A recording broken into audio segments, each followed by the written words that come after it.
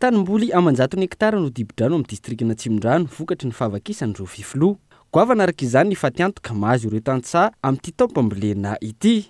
Ho an'ny komina Ampitatafika, tanimbary mahery ny 400 hektara no dibo-drano vokatry ny fahavakisany fefilo teo Ambohidava. Satria efa misy an'ilay fefilo maromaro vaky dia efa tena miparitaka be mihitsy ilay rano. Ilay tena Ambohidava misy eo amin'ny 100 metatra eo ny vaky dia efa tena miparitaka ilay rano hatramin'ny toerana avoavo ary zao efa tratra.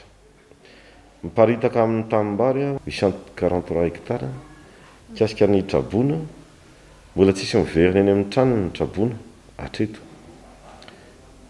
Ny isany amin'ny ankapobeny niakatra kely zany, ny totaliny zany dia eo amin'ny 1200 eo ny isan'ny Trabona.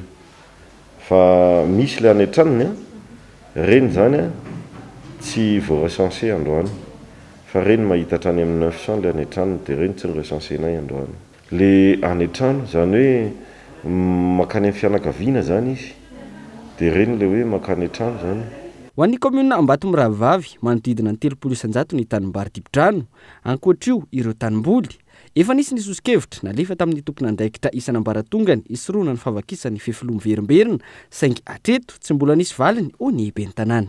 Ary ny vokany moa dia nisy tokoa ny atao hoe voina izay nahafatesana tanora anankiroa zany izay androany moa ny ataony fandevenana nakasika an'izay le hoe fisondrotany rano dia tsy ndosiny nentin'ny rano zany dia ary niteraka fahafatesana le izy.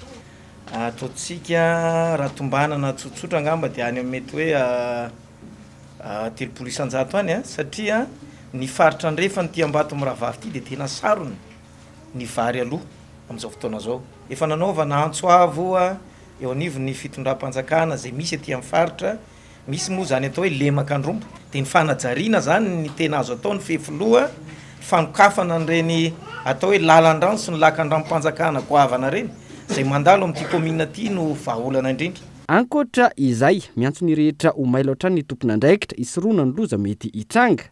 Isany amin'izany ireo mponina izay manana ireo trano dibo-drano, ahina ianjera izy ireny aorian'ny rotsakorana ka tokony hitandrina ny tsirairay.